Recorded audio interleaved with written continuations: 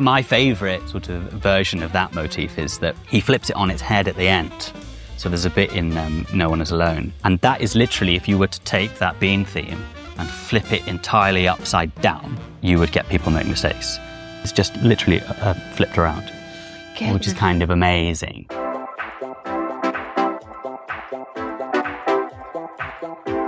Hello and welcome to the Bridge Theatre podcast with me, Pauline Fallowell. In this special series, I'll be heading behind the scenes to meet the people that make the magic happen, because every role has a story.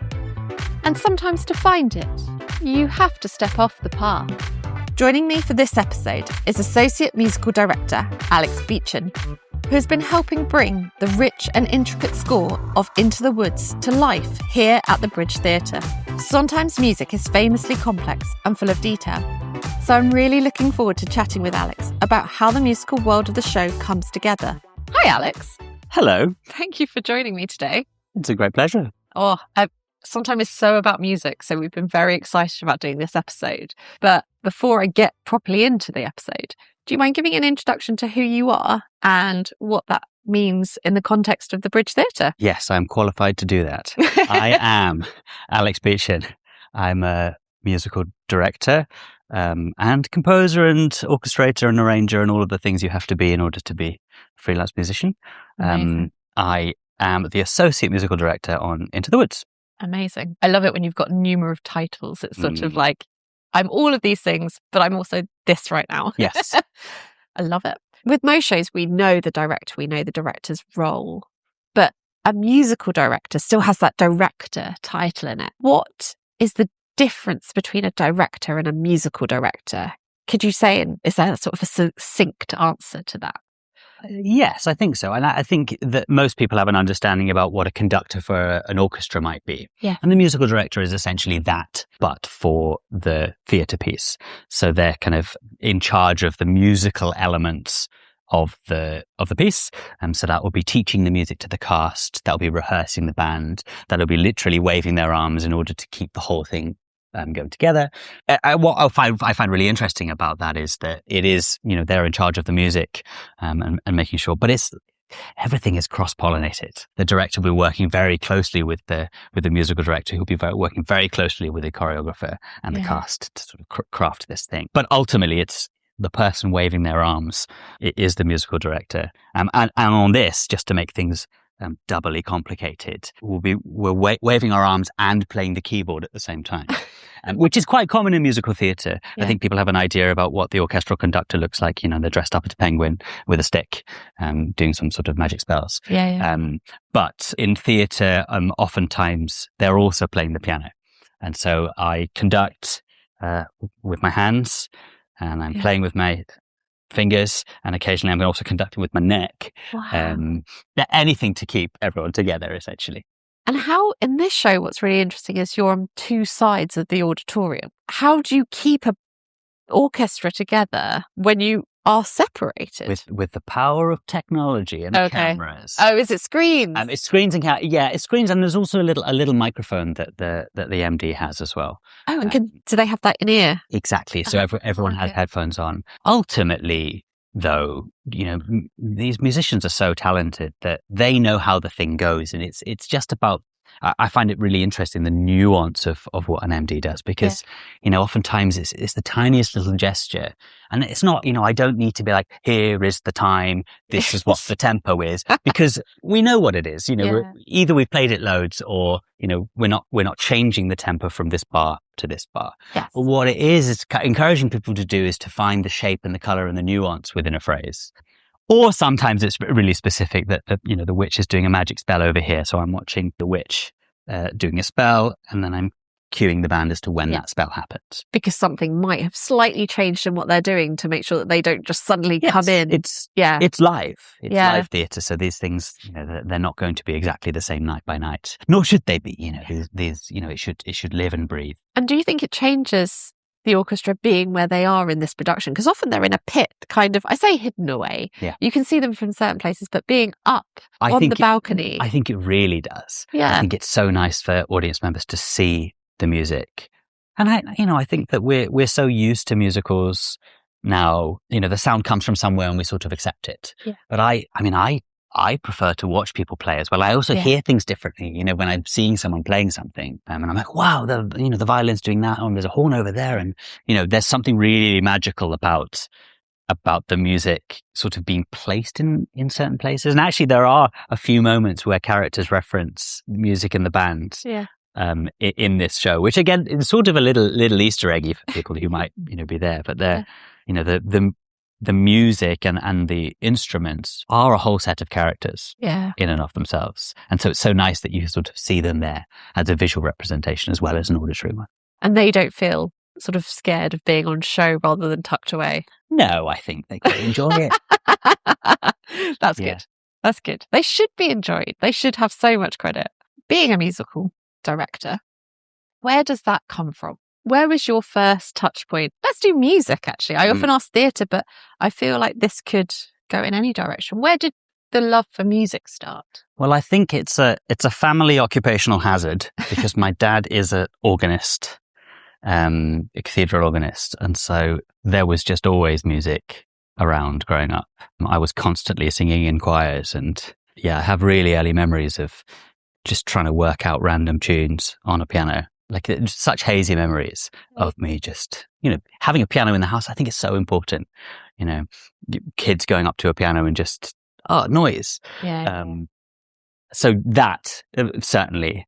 Is that a professional job? An organist? An organist. Yeah. Amazing. Yeah, organists and choir masters. I mean, like every church, the larger churches have larger choirs and bigger organs and all sorts. People that get paid to do it.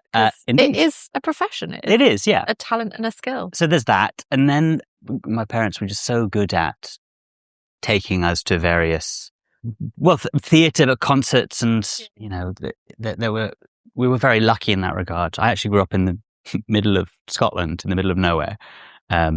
So I do feel like a lot of my sort of childhood was spent being driven to various activities. Yeah. And my grandparents live in London, so we would always come down and be taken to the theatre. So I think, I was trying to think about this. I actually think that my love of musical theatre and musicals doesn't actually come from the theatre space. I think it comes from animated musicals. Amazing. Which I guess ties in a little bit with Into the Woods, in that sort of fairy tale, particularly Disney fairy tale sort of musicals is so culturally prevalent.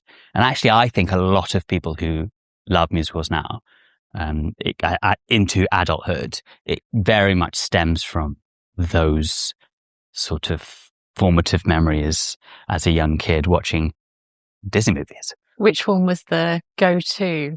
Well, we had loads on VHS because, you can date someone by what medium they interacted with Disney movies. And then the tape players that you could play on repeat after. Yes. Yeah. But there were loads. I mean, the sort of big hitters, probably like Beauty and the Beast and Aladdin and Little Mermaid. And then also the old, the Sleeping Beauty and Cinderella and Snow White. All of those. Yeah, there's sort of a niceness to those earlier ones that are like, I actually rewatched Cinderella the other day with my little one, and there's something so lyrical and calming about it, actually, when you listen to the music, and then you sort of skip to the, those more modern ones, like, I say modern, they're not modern anymore, but the Aladdins, and they have that slightly more jazzier kind of, it's quite a journey for a little person to listen to those and really get obsessed with them. And I think that you internalize a lot of the storytelling devices, like certainly with those sort of three late 80s, early 90s ones that I mentioned. I mean, it was Howard Ashman lyrics and Alan Menken music for those three. I mean, and Tim Rice when Howard Ashman died. You can really feel that their background is theatrical. Yeah. And you can really get a sense that that's the reason they've been brought in to do these movies. And that's why they've picked people like Lin-Manuel Miranda to do things like Moana and Encanto, because it is that musical theatre thing still coming back round. Yeah, and I think that in many ways the history of musical theatre kind of tracks the history of animation in many ways. Yeah. Like they did sort of grow up around the same time, and so there's a lot of these sort of common threads, particularly with regards to matching music with storytelling. And that's ultimately like it's interesting that you ask me where my sort of introduction to music was. I mean, the reason I do musical theatre, the reason I sort of love theatre so much is that it's sort of where one thing meets the other. Yeah. You know, how do you tell this story in the most interesting way? Using music to help.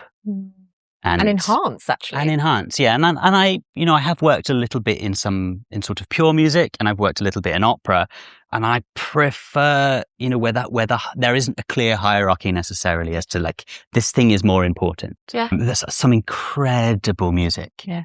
And it's really important to get the sort of beauty and perfection of that music right. Whereas actually I'm sort of a little bit more interested in the sort of the human imperfections of both kind of the music and the performance style, but also the subject matter, right? Like, that is why Into the Woods is so good. It's knotty and complicated, and it's about people making mistakes and trying to learn from those mistakes. And then, you know, suddenly a bunch of characters are dead, and you know, it's not it's not easy. Yeah. And the takeaways aren't easy because that's real life. That's so interesting. And, you know, even you talking about Disney movies, it makes you think, yeah, that was what was accessible, especially if you're in the middle of nowhere in Scotland, of course. That makes musical theatre accessible to people in a way that might not be otherwise. Yeah. So in terms of actual theatre watching, was there like a first musical you saw and then just went, oh, wow, I need to be? I don't really remember. I think probably because I was so privileged in that I was seeing a lot of things and I was listening to a lot of music, and we had like some eclectic, you know, music going on. Yeah. Well, yeah, from organ music to musicals. To sort of, you know, we're constantly listening to various radio stations, and I feel like the sheer number of influences that I was being exposed to was so high that the idea of me thinking back and trying to work out what the first one was, I don't know. Yeah, but that's, again, isn't that wonderful that you had that mix to play with? Yeah. And in terms of playing, so you were plinky-plonking on a piano, yes, keyboard, or were there other instruments that you were then drawn to or interested in? A bit later, yes. Okay. But initially it was piano. I started taking piano lessons aged 7, I think. Okay. I want to say. Yeah. And I was singing probably before then. I mean, even singing in choir before then. Yeah. You know, as a you know, little that's boy. One of the first things you teach kids, isn't it? If you're happy and you know it, or happy birthday. Yes. Yeah. Yes, and in my case, you know, cathedral choir. Slightly different. So, yes. But it's certainly those were the two sort of initial things, and then I moved into. I really wanted to play the saxophone, so I played the saxophone and the clarinet, and cool. Various sizes of saxophone and various sizes of clarinet, a bit of guitar and some penny whistle, and basically, I got to that point, you know, in my mid-teens where I just suddenly wanted to play everything. And you were able to, is the other joy. I was able to. In terms of having access to some things, yes. I don't know how proficient I ever was on these things. But to be able to play, to be able to enjoy it and to be able to get involved must have been really great, because then you worked out what you liked playing, I'm assuming, and what you liked the sound of and the feel of. And I think that's sort of how I've ended up into the musical direction, which is actually I love so many different types of music, and I love listening to it. I sort of don't want to choose. Do you know what I mean? I think some people are, really focus in on their one thing, whereas I'm a little bit more. I like all of the things. Yeah, bring them together. And the sound of a band or an orchestra, and the colours that you can find in those things, and then the human voice, and then vocal arranging, and then storytelling as the sort of big umbrella over the top of everything. That to me is the most exciting bit, is combining all of these things together, and collaborating with people in order to then say the thing that you want to say. How do you get to learn to do that? What is the next step once you've gone, I love this thing called music and this arranging? Is there courses? Is it easy to sort of navigate into musical direction that way? Or is it a sort of did you sort of live it to find it? I think it's a combination. I mean, now there are plenty of routes into sort of doing the job. I was lucky in that at school I had a very good teacher who encouraged me to do the sort of performing. I was in various productions. Singing. Acting. I loved Shakespeare. And I did, we did some wild productions at school. Really? Yeah, we did a West Side Story. We did a Sweeney Todd. The love of Sondheim comes from somewhere. Yeah. I mean, and that was my first interaction with Sondheim, probably. Well, it was probably my first interaction was West Side Story, although I probably wasn't thinking Sondheim. I was probably thinking, well, West Side Story is amazing, and Bernstein's music, wonderful. Yeah. And then the first time I was really like, oh, this guy is the same guy. Yeah, he did the words for this, and then he did both for this. Yeah. So I was really lucky that I was sort of encouraged to perform, but then also encouraged to sort of, what happens if you were to lead a rehearsal, and sort of be helped through that, both in a kind of choir context and then in a theatre context. And they let you do that at school? They let me do that at school. I know. Training wheels were off. That's brilliant, because often it is that thing of they just sort of chuck the kids on stage and go, yeah, go on, just do that. And we're the teacher and we do the teaching. But amazing that they went, no, actually, come and see the other side of this. Yeah. And as soon as I sort of realized that was something that I could do, and then realized that it was something that I was good at, there was only really one direction to go from there. And that was to try and do it as much as possible. And I went to university to study music. And I have to say, I did spend most of my time not doing the course and actually just doing theatre instead. But that's where you learn, right? But that's where you learn. And it's so good about universities and anyone that's going, it is that encouragement to go join the societies, go do that living bit, because that's when you form those companies, don't you? And you actually have the space to explore it. And I do think that there are now some amazing courses and that you can do very specifically for music direction. Yeah. Which I think is great. But actually the sort of most important learning that I have ever done is whilst doing. And also observing. I think it's really important to assist. Yep. And it's also really important that there are various mentors. I mean, I still feel like I'm blagging it most of the time. The more times you blag it, the more data points you have. Yeah, to be like, okay, so maybe my blagging works. Yeah. But it's amazing then to work with other people and go, okay, we do the same thing. And it's not like anybody taught us to do the same thing necessarily, but you sort of instinctively find these things. And it's been amazing to work with Mark Aspinall on this. Who's the musical director, yeah. Musical director, musical supervisor. We've worked together before as well. So it's nice to sort of reunite. And it's not just people who do the same job as you, it's everyone in the room. Yeah. You get really inspired by different people's approaches to creating this sort of mammoth of a piece, like Into the Woods. Because you do have to collaborate, because if you were in a room on your own, it would be a very odd thing to then sort of bring everything together in these weird segments. Yes. Work. I also think that why, given that ultimately this thing is going to be in front of lots of different people, and really hopefully lots of different people from lots of different backgrounds, why would you not want all of that in the creative process? Yeah. I certainly find, I do a bit of writing as well, and I hate writing on my own. Within my own experience, I can absolutely write that and it can be very, very truthful to me. But ultimately, it's where humans meet other humans that the interesting things happen. Yeah. Just in general, in life. Yeah. Particularly when you have a very particular viewpoint and another person has a slightly different one. And you can have a really interesting conversation about where those things overlap. That is, for me, the importance of theatre. Comes back to that colour you were talking about with music. It's like we add colour to each other, don't we? In that, like, creating different environments. So the love of Sondheim, suddenly you get this offer to say, there's this production of Into the Woods happening. How did that come about to be offered to you? How does that happen? How do you get those sort of moments of like, oh, do you want to do this show? I mean, if I could answer that question, I would have a much easier life. Ultimately, it comes down to people knowing what you do. Yeah, knowing that you do those things. And like I said, I'd worked with Mark before. You find out very quickly when talking to me what the kind of things that I'm interested in are. Yeah. And Sondheim is way up there. The idea of being involved in a major London revival of any Sondheim show, let alone Into the Woods. This is incredible. And then you find out who the team are, and there is no way that you cannot be enthused and excited. I mean, it is literally a dream job. And was it Mark that told you? It was Mark that got in touch. Was it a phone call or an email? It was a phone call. Was it? And, I've already hinted at my eclectic life in music, but I was just coming out of accompanying someone's live podcast, live comedy podcast. Amazing. Where they'd come up with a bunch of sketches and I was sort of doing the live piano accompaniment.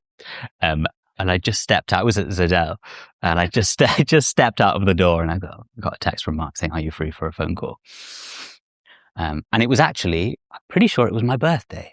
Oh, what a day. Yeah. How amazing. What a And day. so obviously it was just like a yes. Let's do it. Straight away, yes. And so at that point, what happens? What do you and Mark do together? What's the next steps on that creative process? As an associate MD, my role is very much to be as much of a help through the process as I possibly can be. Mark, as musical director and supervisor, I think had done some casting or was in the middle of the casting process. Mm-hmm. And I guess that's the first thing that you do as music team, is you are the voice of music within the casting. And so Mark was already sort of deep in that. Are they listening to the voices to see what will blend together, yes, what will and work together? And, you know, be able to sort of give some pointers to any actors auditioning as to, you know, you can go so many directions with them. There's obviously a very technical side where it's like, you know, what is your range? How high can you sing? How low can you sing? Yeah. Do you have the technical capability to sort of do this role? Yeah. And then there's all of the character stuff. Yeah. And I think what's wonderful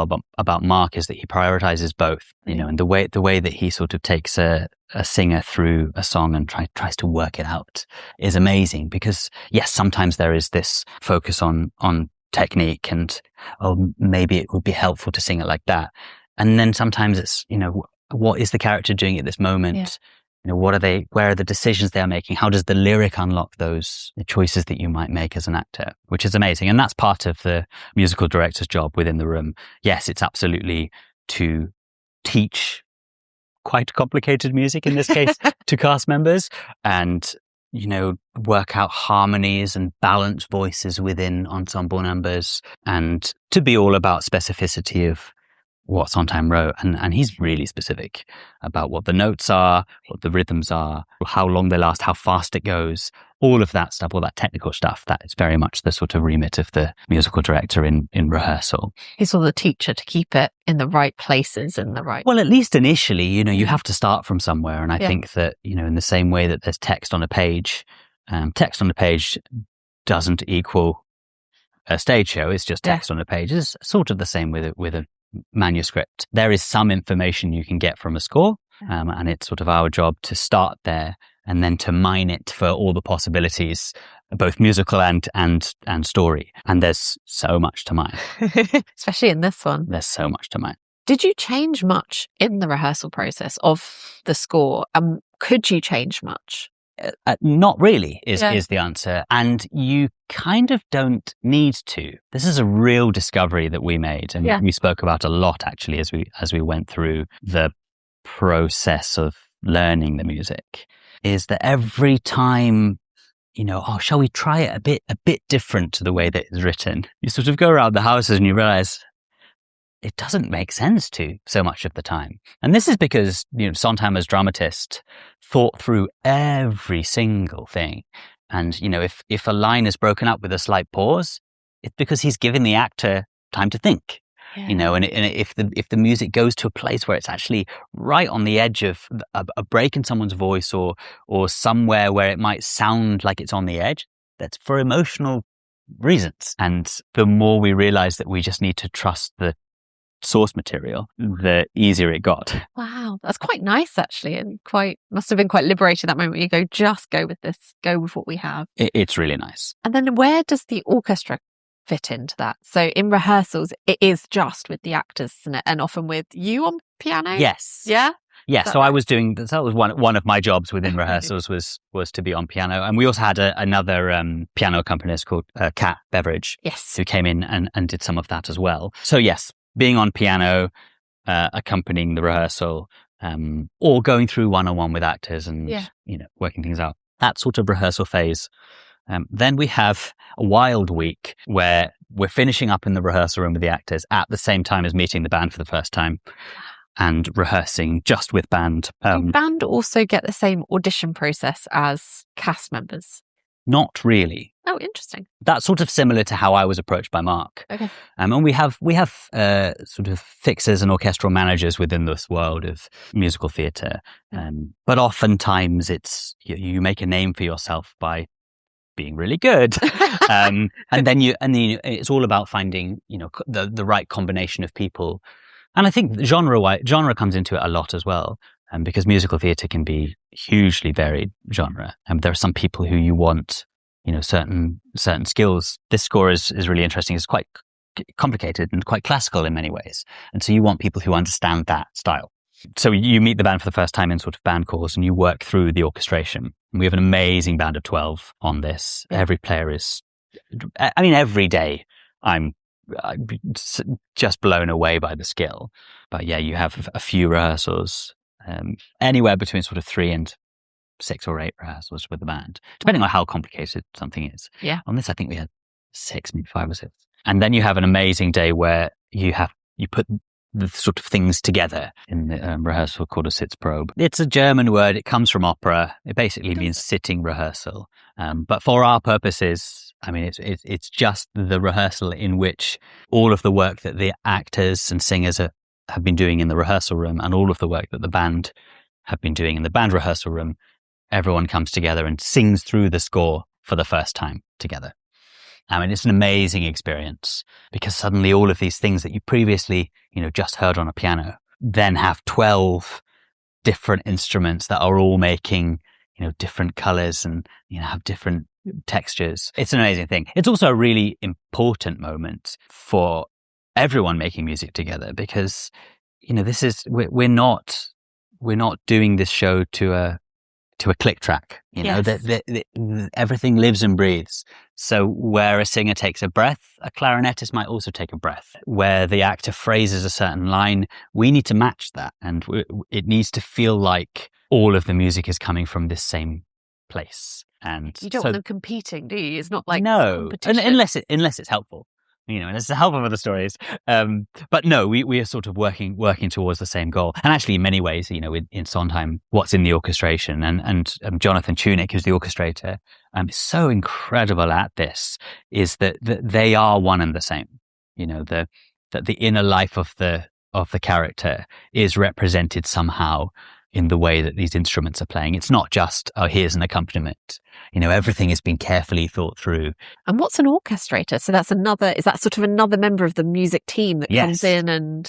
Yeah, so an orchestrator is the person who, Jonathan Tunick was Sondheim's orchestrator essentially, Really? and has done so many of his shows and did the original Into the Woods. And basically it's his job to take the sort of piano score that's being used in the rehearsal room and maybe has been handwritten by Sondheim, and to sort of turn it into this orchestration, for the number of players. The different, yeah. Then, the different textures and the different layers. Could you change Into the Woods to have different instruments in theory? I don't know why you would want to. Oh, fair but point. yeah, in theory, everything, anything is possible with anything. So you could do it with just one trumpet. Yes, and actually there are some amazing productions of, actually there are quite a few productions of Sondheim shows that are kind of really reduced or done with actor musicians. Yeah. There's a famous company that's done like that. Wow. There were quite a few actually, sort of in the 2000s in London. Yeah. You do small scale versions of Sondheim shows where things are orchestrated differently. And you'd go to Jonathan and say, "Can you do this?" You could, or sometimes it's someone else who does them. What I think, Into the Woods, the orchestration is so good that you wouldn't want. You go to Sondheim's man himself, don't you? Correct.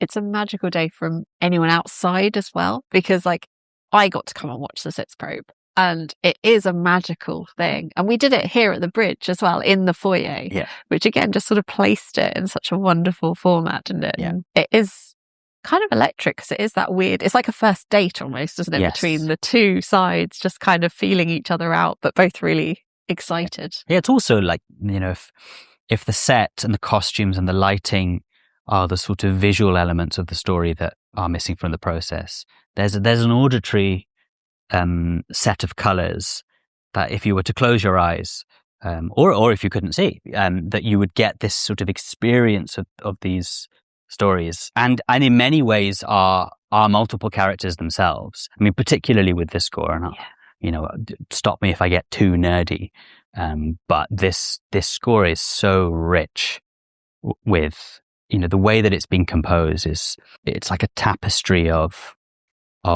themes that are woven together in various interesting ways, which I could talk about all day. But actually, anyone listening to this who may want to come and see the show for the first time, there is a theme that comes back again and again. People refer to as the Bean theme. Yes. Which is do, do, do, do, do. And they call it the Bean theme because it accompanies as the baker hands the beans to Jack. But also, it's called the Bean theme because actually that the concept, the idea of these magic beans is the whole show. The very first thing that happens in the timeline of how do we get to be here is the baker's father stealing the beans from the witch's god, which leads then to the witch. I mean, spoilers, but leads then to the witch stealing away his sister, who's Rapunzel. So every time Rapunzel sings, she sings, ah, which is the Bean thing. Yes. When the witch first comes into the scene in the prologue, the music accompanying her rap, or her very first entrance, is doo-doo, doo-doo. Goodness. Everything that's connected to beans, which is incidentally anything to do with the beanstalk, because the beans obviously fly off and beanstalk happens.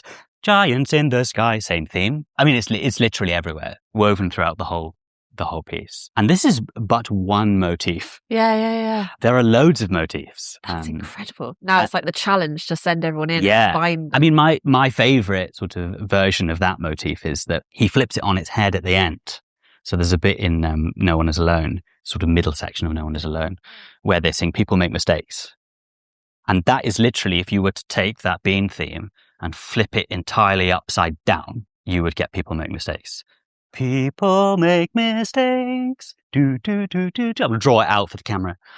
If the bean goes do, do, do, do, do, then people make mistakes. It's just literally flipped around.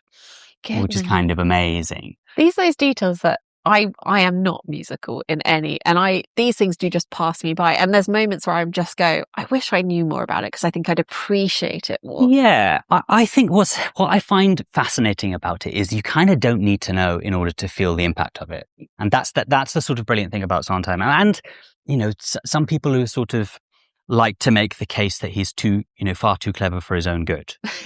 Yes.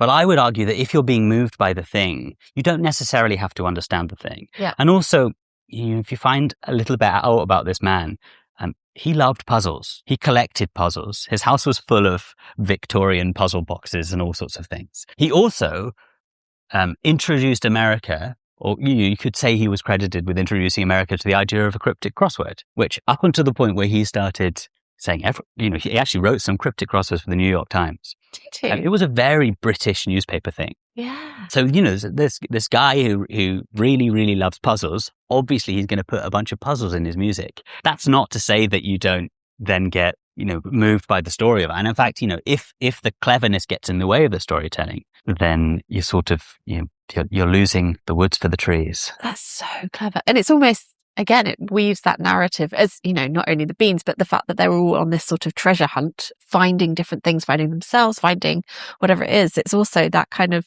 he's placing little Easter eggs for you to find within the score. Yes. So beautiful. You as audience member, but also you as performer. And I think this is why actors really love, Sondheim, is that there's so much detail for them to mine. And there may be little clues in the orchestration to bring us nicely back to band call and Sitzprobe. There might be little clues in the orchestration that give you a flavour of how the person is feeling, or maybe where they're going to go next, or the kind of things that they're battling with.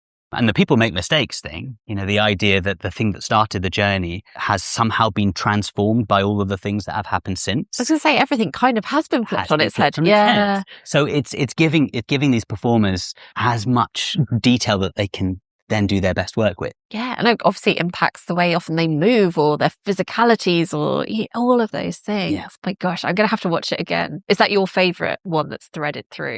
Of the motifs, probably, just because there are so many of them. Yeah. There's so many different varieties. Still discovering them? Do you discover them? I'm still discovering those. Really? Yeah. Even now, even now, shows in, you're like, wait a minute, was that one? Yeah, I think my favourite one is one that's sort of buried in the bass line.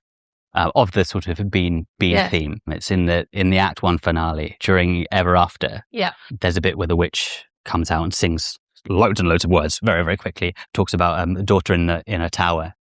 Daughter like a flower in a tower. And the bass line underneath it goes boom, boom, boom, boom, boom, boom. Just casual reference to this theme. Because she, Rapunzel is the sort of voice of this, the original beans being stolen, right? Yes.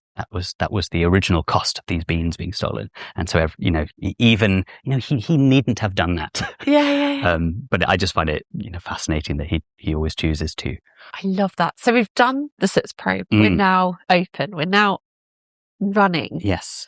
What changes about your role? Because you've kind of helped guide it there. You've helped the music really bring it all together, guided the cast, guided the orchestra.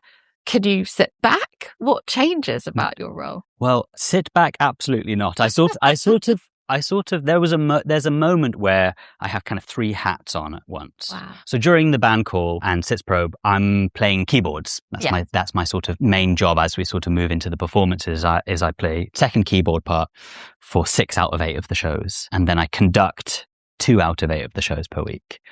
So I sort of have 2 different scores that I'm kind of have in my head.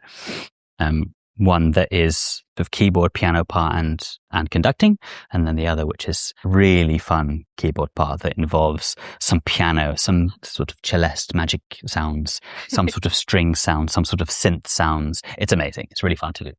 So those are my sort of 2 keyboard roles. And then also as we open and we start to move from making this thing into running this thing, then my sort of third hat is, I guess, show maintenance hat.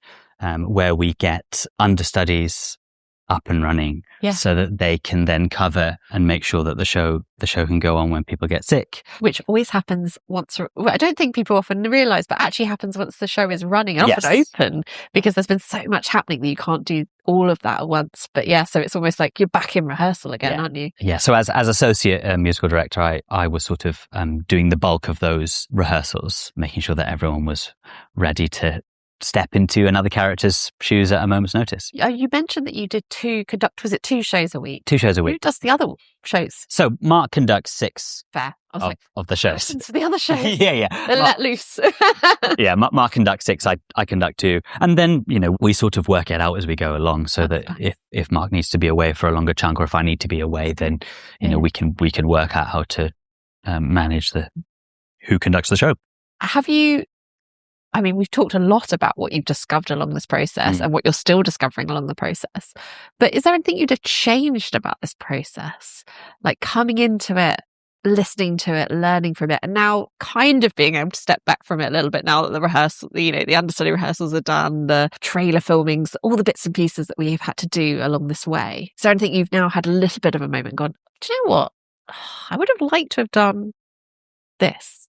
I don't think so. And I think partly that is even the things that were tricky are sort of the point.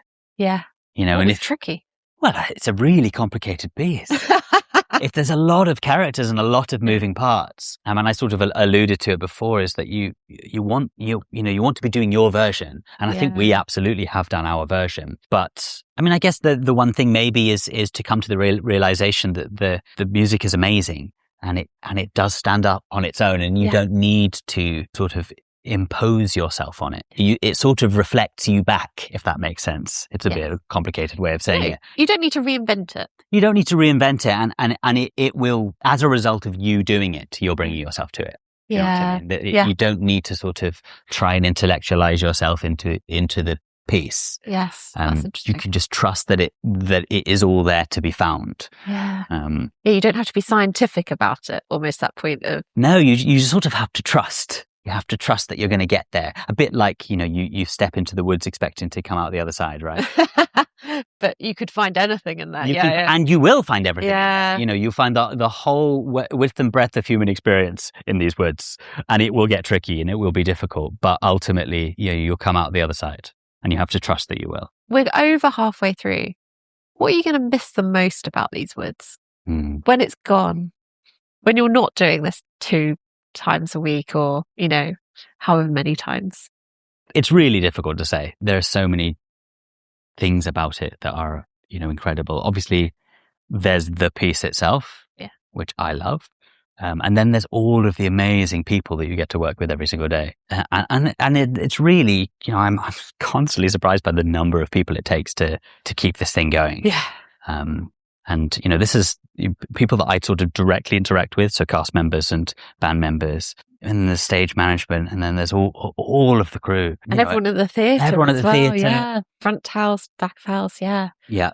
We're all here. It's like a mini little and it is that. And I think that's always true when you sort of leave a project behind. And I'm a freelancer, and you do go project to project, and it's always the sort of, I'm not going to hang out with these amazing people anymore. That is the sort of tricky thing about moving on to another thing. If you could work on any musical theatre piece, have you got one in mind that you haven't done that you'd love to get your teeth? Well, look, I'll just go through the entire Sondheim catalogue. Really? I was going to say, is it genuinely? Yeah. I mean, I'm so excited to see the Sunday in the Park with George production that's coming up, because I think that piece is sublime.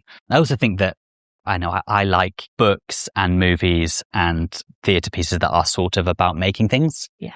And Sunday in the Park with George is the ultimate musical about what it is to create an art. And so I'm looking forward to watching that. Wow. Put your CV in now. Please. Come on, please. Hire me. Yeah, exactly. It's like, he's here. I mean, it's not for a while, so we'll pause. I mean, I can't imagine you doing anything else from all this musical talk. But if literally your dad hadn't had that organ, had been a bank manager, I don't know, I'm trying to think of something really because you really need to be removed from this to not, I feel like, have it in your blood. Yeah. But do you think there's any other career you'd have done or gone down? There was a moment when I was about 15, 16, I guess, when you're sort of being encouraged to what are you going to do next? Yes. And if you said anything creative, it was like, well. Yeah. And it's really interesting because, even my dad was like, are you sure? And it was very obvious that's what I was going to do. But there was a moment when I was sort of, what do I like doing? I really like science, and I got really into sort of natural science and the idea of stem cell research. Oh, wow. I was like, maybe I should just do that. Maybe that's the thing I should do. And I don't think I would have been good enough to do that. But I can absolutely see myself. I really like bees and beekeeping. And as soon as I get a garden, I would like to keep bees. So I can imagine myself having sort of a quiet, having a beehive and, maybe running a little bookshop or something. Oh, I love that. Yeah. But also interesting on the science thing, because they often say musical people are often very scientific or very mathematical. Yeah. Don't they? So there is sort of a natural sort of cohesion between those things. So the fact that you potentially would have gone off and done science does make some kind of sense. Yeah, I think there's something about analytical thinking and analytical minds. Or the fact that Sondheim was so into puzzles again. There's definitely a connection. Yeah, for sure. And it's also nice because there's an argument that, that's why music is still important in schools and in various places, because it does unlock those beautiful mathematical, scientific elements. Yeah, I mean, I think it does so much. Being exposed to the arts and storytelling, it's difficult to make too strong a case for the importance of it. Yeah. Apart from anything else, it encourages you to look beyond yourself. Yeah. And to think about other people and to have empathy. And I don't think there's a greater skill to teach people than to think about how other people might experience the world. But also everyone experiences it differently. And if your way of expressing that is through music, great, do it. Yeah. Because we can't all express it via words or via, writing or via physicality. Some people or by curing cancer or or solving theoretical physics problems. There are so many different ways that you can make things better. This is our way. This is my way. It's the only thing I can do. Yeah. Well, thank you so much for continuing to make the world colourful with music. And it's been a joy. It's been a pleasure.